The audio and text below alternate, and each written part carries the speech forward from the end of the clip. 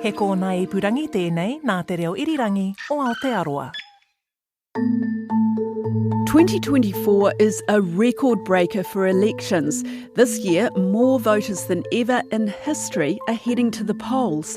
Between 60 and 80 countries, depending on who you listen to, roughly 49% of the world's population.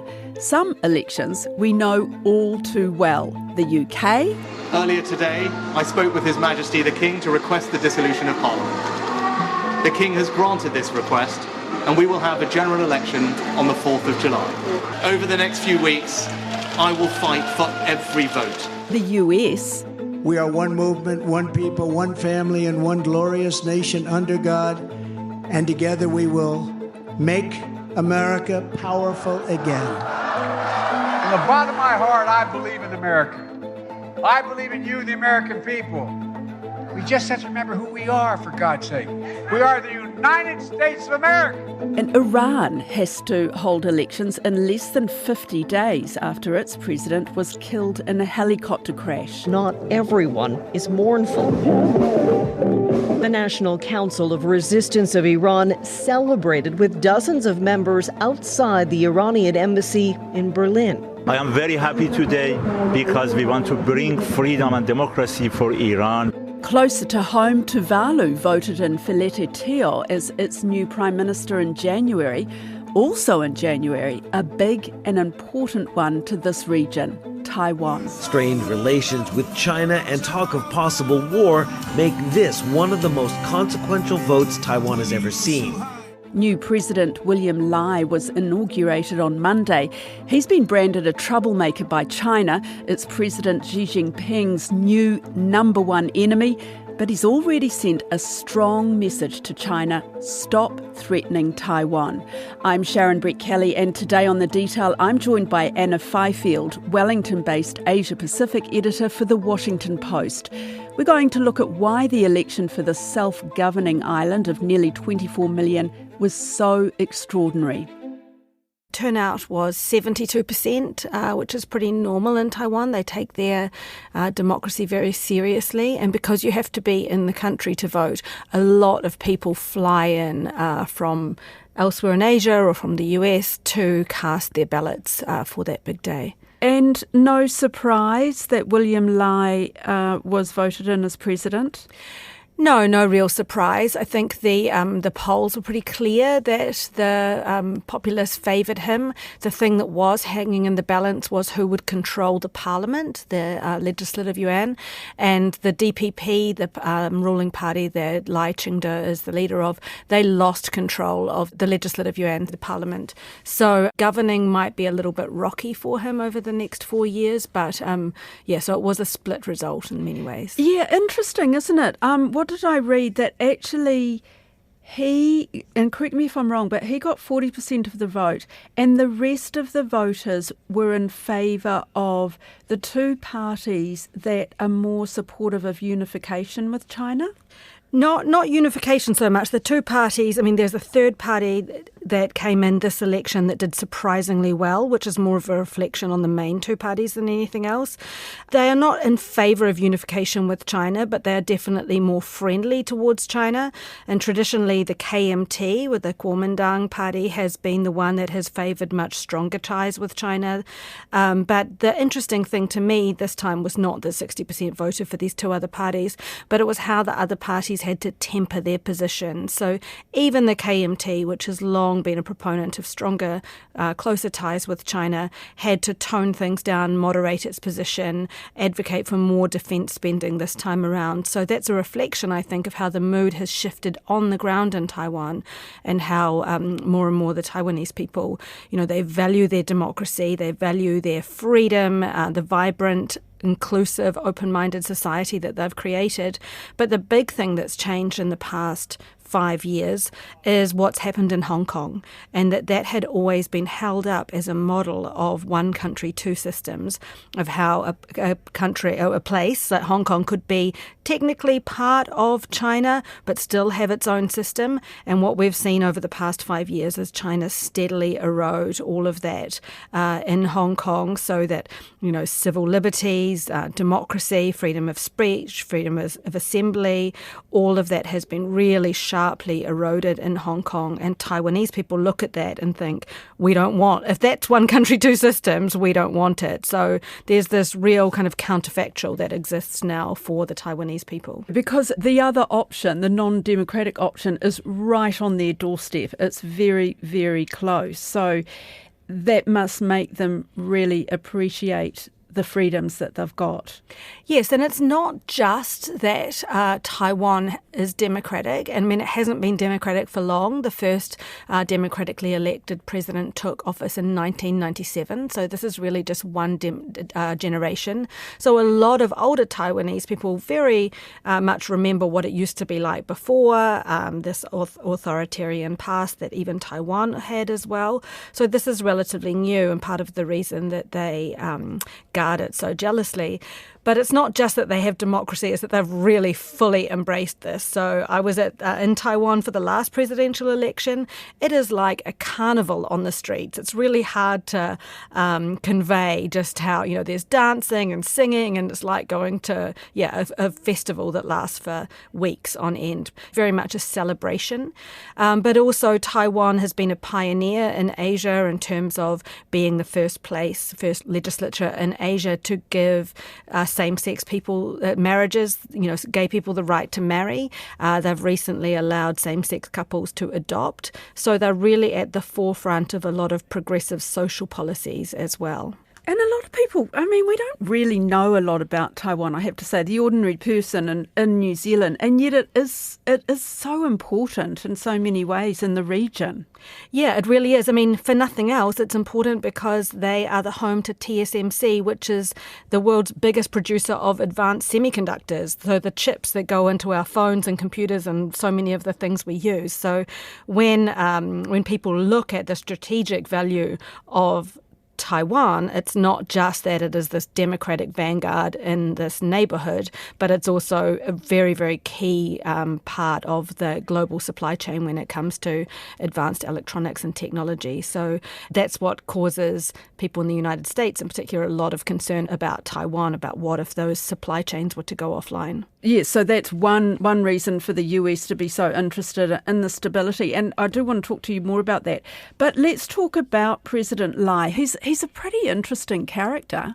Yeah, he is. He was a medical doctor by training. He has been vice president for the past 4 years under Tsai Ing-wen. He started out his political career as quite a scrappy proponent of independence. He had been relatively, far left in terms of actively promoting independence from China, declaring an end to this kind of limbo that Taiwan exists in. But he has moderated his position during his political career so that now he very much represents continuity for Taiwan. He won't depart too much from Tsai Ing-wen's foreign policy, defence policy. He is not advocating official independence from China or for Taiwan at this stage. So maybe I should just recap that Taiwan exists in this very weird grey zone where the Kuomintang fled to Taiwan in 1949 when they lost the civil war to the Chinese Communist Party and set up there. So the Republic of China, as it's officially called, Taiwan, has never been ruled by the CCP. But the Chinese Communist Party now, they talk a lot about reunifying with Taiwan and taking it back.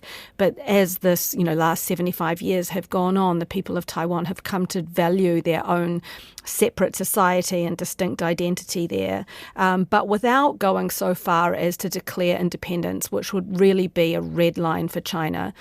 So now, though Taiwan has its own own government, its own currency, its own passports. It's not a full member of the United Nations. It goes to the Olympics as Chinese Taipei, so it exists in this grey zone. And so that is what the new president, William Lai, has talked about continuing with where they will stay in this limbo and not go so far as to try to become a full sovereign nation. Why is it so important to China that Taiwan isn't completely independent? Is it a loss of face? What is it? Yeah, well, so it's particularly pronounced under Xi Jinping, the current leader of China, who has made his kind of grand mission the rejuvenation of the Chinese nation. So that is his kind of motivating thought when he gets up every morning, I think, to make China great again, for want of a better saying. And so part of that is to shore up the borders and to that's part of what their efforts in Xinjiang and Tibet and increasingly in Mongolia have been about as well, to make one Chinese nation. That has driven the changes in Hong Kong, where Hong Kong has really been taken into the Chinese mainland. And he also thinks that Taiwan should come back to China, even though Taiwan has never been ruled by the Communist Party. So he has said that it's inevitable that Taiwan will be unified with China, but he hasn't laid out how that would happen. And there's a lot of conjecture around the place about whether Xi Jinping would order an invasion, what that would look like, when that would happen. But that's something that they talk about as inevitable, and that may try to happen in some shape or form over the next few years. And the headlines have been really interesting since William Lai's election. I've seen the word troublemaker in quotes, and Xi's new number one enemy, and also the message that he sent to China, stop threatening Taiwan. His inauguration celebrations were joyful, but Lai's speech carried a somber message for Beijing. I urge China to stop intimidating Taiwan politically and militarily, and to take on the global responsibility with Taiwan to work hard on maintaining peace and stability across the Taiwan Strait, and ensure the world is without the fear of war breaking out. Yeah, so even before he was inaugurated on Monday and made the speech, China views him as a dangerous separatist, as a troublemaker.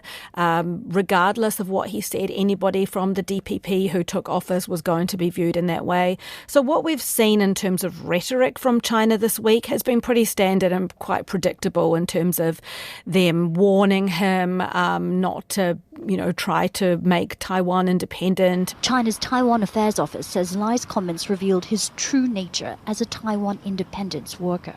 Taiwan independence is a dead end, no matter under what guise or what banner.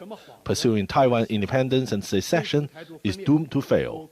That's pretty standard. It's not unexpected. I think the thing that we've been watching for is what they do militarily, because over the past couple of years, China has really ramped up its incursions into Taiwanese airspace and the maritime areas around the island. So more and more they have been flying fighter jets very, very close to Taiwan. China's answer has been to send several People's Liberation Army fighter jets across the Taiwan Strait's median line, an unofficial boundary Beijing does not recognize.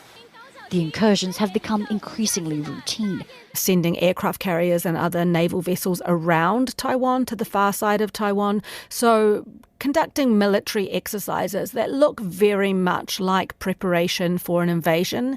And that is probably partly for military maneuvers and practice, but also to intimidate the Taiwanese people and just frankly to wear down the Taiwanese military. It's really hard for this little military to try to keep up with the huge People's Liberation Army from China. So this has been happening quite a lot over the past couple of years.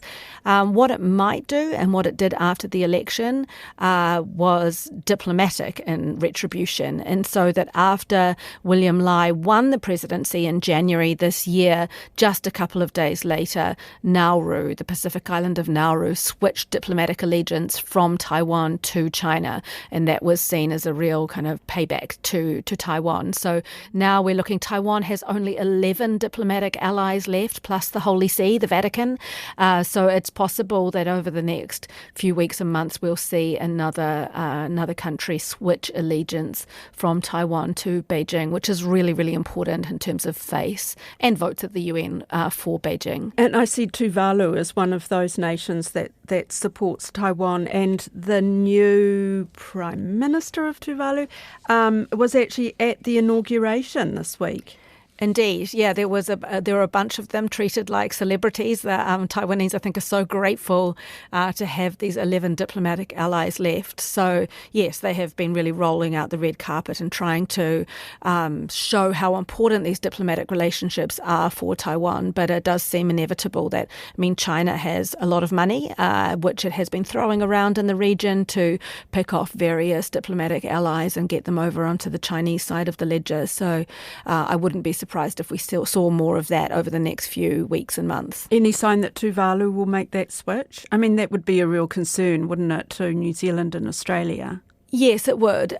There's been no indication so far, but there was not really any indication that Nauru would switch either. So, yeah, I wouldn't be surprised. So back to the military exercises that China is doing very close to Taiwan. How do the citizens feel about that? Obviously, they're not thrilled about it. It does keep people on edge somewhat. But the big change that has happened in Taiwan as a result of that is that there is compulsory military service in Taiwan that used to be 4 months and has now changed to 1 year for young Taiwanese men. So this military aggression from China and that spectre of war, invasion, does have a real tangible impact on young Taiwanese people. So, it's pretty clear that it is designed to intimidate them, to wear down the military. But, and it doesn't, if you're on the streets of Taipei, you would never know. It's one of those things that it's not tangible on the ground,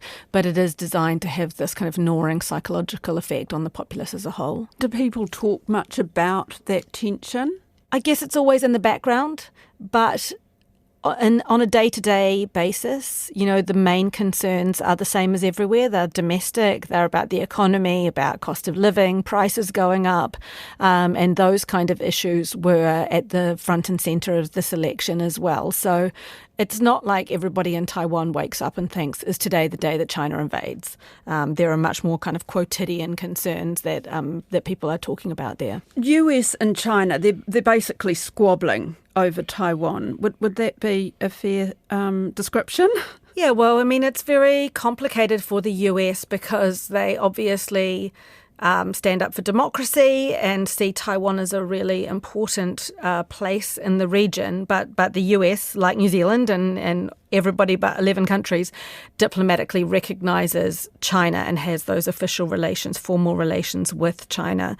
So they are trying to, obviously the Biden administration has continued this very tough approach towards China that was started during the Trump administration. So they're just trying to thread that needle of being tough on China at the same time as encouraging and supporting Taiwan. And they do give a lot of military aid to Taiwan. Earlier this year, was it, that Washington pledged $8 billion in aid to fund Taiwan's military? Yeah, there's a lot of this, and both in funding and actual hardware that the US sends to Taiwan because they do want Taiwan to be able to defend itself. They have pledged to stand up and to help defend Taiwan if it did come under attack. So that has been a long-standing approach. Taiwan is very strategically important because it is part of this first island chain that extends from Japan through Taiwan and the Philippines.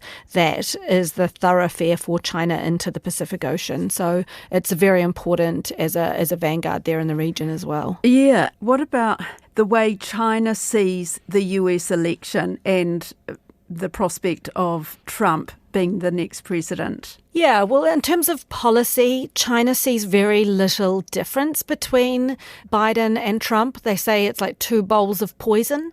It doesn't matter which one you get. And because the Biden administration has continued and in some cases strengthened the hardline policies that the Trump administration initiated towards China in terms of tariffs in particular on trade.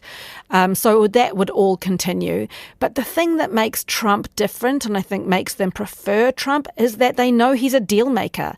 They know that they can negotiate with him, they can flatter him, and that he will be willing to strike a deal. They've also seen how Trump has treated his allies, South Korea and Japan during the first administration, and questioning why the US was defending, paying so much to help defend these two countries, but also more recently suggesting that Russia can do whatever it likes in Europe, have really kind of caused a lot of consternation in democratic countries like this. But to China, they will hear that and think that Trump will not really care about Taiwan. Why would the US be paying so much money to help support this tiny little island of 23 million people? And probably think that they would be able to do a deal when it came to Taiwan. So I think that they just generally see Trump as somebody much more transactional and self-interested than any other candidate in an American presidential election. The other thing that China really likes about Trump is the chaos that he brings to everything. China has no democracy whatsoever and, has stifled any calls for it. But they look at Trump and they talk a lot about everything that Trump did. They talk about January the 6th and the Capitol uprising, and they point out the dysfunction there. Trump makes democracy look bad, and China has seized upon that really readily to say to the Chinese people, aren't you lucky you don't have the chaos of democracy, you have our stable system. I was wondering, from the Chinese side, when they see the Taiwan elections and see all this freedom, I think you were talking about the young people and how, I don't know, can we make that link? That they're so despondent that they just lie down. Yeah, on the democracy front, Xi Jinping has come up with this idea. He said that China is on its own development path, and he's got this idea of whole process people's democracy, which is not democracy at all. It's that he and the Politburo of the Communist Party decide what happens in China and nothing else. So they don't like the existence of Taiwan because it shows that, in fact, Chinese culture and democracy are highly compatible. So it tells a lie of this idea that they're not compatible, which is the kind of idea that he promotes, or that China is better off without that kind of democracy. But in terms of the young people in China, there is a lot of malaise in China now because not so much for political reasons, but for economic reasons, because the whole kind of Communist Party compact with the people of China over the past X many decades, 5-6 decades, has been that they can have economic growth, but they cannot have political freedom. And that's been a bargain that many people have been happy to participate in because they've gotten so much richer. And there's this massive middle class in China now. But the wheels are beginning to come off the economy. Growth is slowing really rapidly. The unemployment rate amongst young people is really, really high. And so now we have these whole years of young Chinese people who have gone to university through 3 years of COVID and are emerging to no jobs for them. So there is this whole movement, it's called lying flat in China, where people just kind of opt out of the rat race. A record number of young people in China graduated from college this year.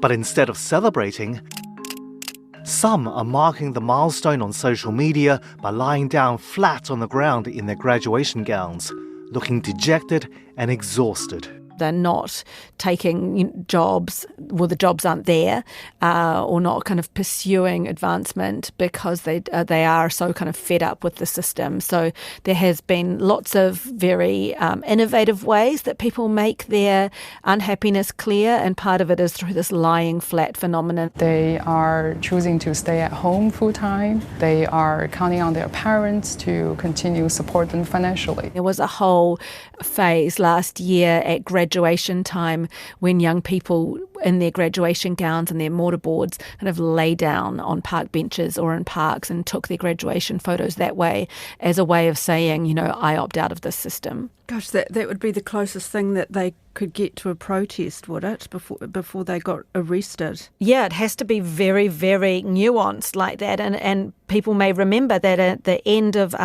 zero COVID at 2022 came about in part because people in Shanghai and Beijing in particular went out onto the streets and they held up blank pieces of paper. It was called the A4 protests, but they held them up. There were no words written on that paper because that would have been dangerous to write something there, but they made their unhappiness known just by holding up white sheets of paper. Back to Taiwan, and last question. What does all this mean for New Zealand? I mean, the new president puts more of a spotlight on Taiwan again. Is it tricky for New Zealand? I don't think it's any trickier this week than it was last week, but it is a little tricky for us, I think. I mean, we have to thread that same needle that the US does in terms of, obviously, well, for us in particular, our economy is so reliant on China. We're never going to say anything to upset China on that front. But we do have good relations with Taiwan. We do have a diplomat stationed there. But in particular, Taiwan is I think it's our sixth, it might be our fifth largest trading partner. It's also important to us economically. But I think probably the biggest tangible impact is on trading routes. And we saw during COVID what happens when shipping lanes get disrupted. And so, Taiwan is on, part of the route out of China. So that could have an impact for us. But I think just generally, we are a country that values democracy and freedom of speech and human rights. So we should be paying attention to Taiwan because they, like Ukraine, stand up for all of those values that we hold dear as well. That's it for today. The Detail is supported by RNZ and NZ On Air. Alexia Russell and Davina Zimmer produced this podcast. Alex Harmer engineered it. Thanks to Anna Fifield. Ka kite.